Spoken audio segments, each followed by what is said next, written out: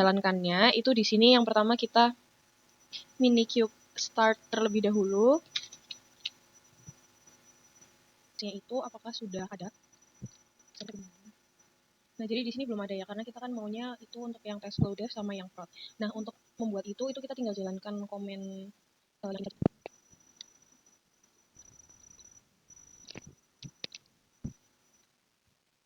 Nah, ini kita bisa cek dulu. Nah, ini untuk yang dev sudah terbuat, lalu kita tinggal buat yang production. Nah, ini kalau kita cek, dan ini sudah terbuat. Itu saja dari saya, Salsabila Rahma NRP5. Terima kasih. Terus ini hasil dari komen yang sesuai perintah. Ini semuanya statusnya running dengan replikanya tuh sebanyak 2. Terus servisnya ini tipenya not port sama deploymentnya terdiri dari 2, yaitu 2 pod, dan semuanya tuh ready dan up to date. Mungkin sekian untuk demo tugas kedua. Terima kasih. Menggunakan 2 terminal WSL dengan yang kiri ini untuk memantau secara real time terkait pods yang sedang aktif maupun nanti dihapus. Lalu untuk yang kanan di sini untuk eksekusinya. Mungkin untuk yang kiri jika dijalankan di sini statusnya adalah running di kedua pod, dan untuk yang kanan ini untuk mengecek secara namanya dari pod-podnya. Kemudian untuk menghapus kita bisa menggunakan di sini kubectl delete. Nah, di sini kita ganti API-nya yang ingin kita hapus. Di sini 6M2TW. Lalu di sebelah kiri di sini ada container creating dari yang sudah dihapus tadi. Dia membentuk secara otomatis pod terbaru. Di sini kalau kita tampilkan lagi dari yang sebelumnya 6M2TW ini, sekarang menjadi 65WCJ, yaitu pod terbaru. Nah, mungkin untuk mengetahui kurun waktunya, sebenarnya di sini juga ada perhitungannya, tapi mungkin bisa dicek dari sini. Di sini ada date, dan kita coba untuk hapus lagi yang di sini. Nah, nanti kita jalankan date ketika sudah running. Jadi di sini ada waktu dari 28 ke 46, jadi sekitar ada 18 detik untuk membentuk sebuah pod baru. Jadi mungkin sekian untuk demonstrasi tugas 3.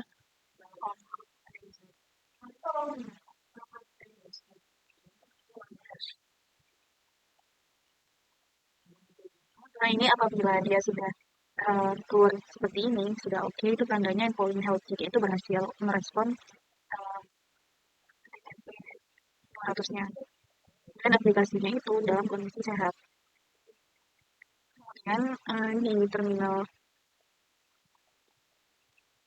kita lihat untuk melihat pod yang sedang aktif itu dengan mengecek compact PL. Nah, ini kita nanti di sini kan kelihatan name-nya yang sebelum di roll out sama yang sesudah. Kemudian saat di sini tuh sudah terlihat juga ada 2 replika yang sedang berjalan, dan kemudian setelah itu baru deh kita jalanin untuk monitornya. Jadi ini memakai komen yang ini yang sudah ada di GitHub. Kemudian kita jadi dia kalau misalnya sudah berhasil dia akan keluar HTTP 200. Kemudian ini tuh untuk memonitoring secara kontinu untuk memastikan surat di situ tetap tersedia selama proses update-nya. Kemudian untuk di terminal selanjutnya itu kita cek untuk open rollout restart. Nah, ini dia sudah berhasil restart. Kemudian kita lihat statusnya dengan memakai komen ini, rollout status deployment. Nah, setelah itu dia sudah berhasil sini successful rollout. Kemudian rolling update ini itu dipicu dan Kubernetes itu membuat pod baru secara bertahap tanpa menghentikan seluruh service yang ada. Kalau misalnya kita lihat di sini dia masih 200 juga. Kemudian kita lanjut dan nah ini jadi kalau kita lihat di bagian dasarnya itu berubah. Jadi dia nunjukin port lama itu telah digantikan dengan port baru sebagai bagian dari update-nya. Kalau kita lihat sama yang sebelumnya,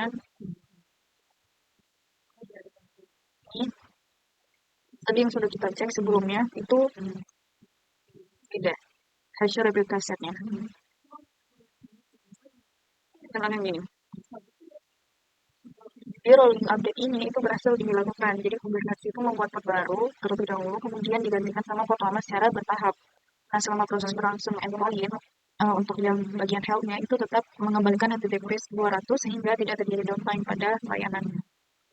Baik, perkenalkan saya Chelsea. Di sini saya akan mengerjakan untuk tes nomor 5. Jadi untuk rollout dan rollback di sini tadi saya sudah mengerjakan untuk 1 dan 2. Jadi setelah membuat revisi kedua, di situ saya menjalankan untuk rolloutnya. Kemudian bisa dilihat di sini sudah ke 3 dan 4.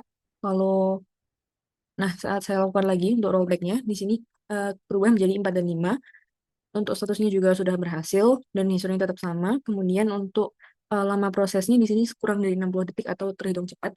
Jadi akan saya coba untuk lakukan lagi. Di sini ini untuk statusnya.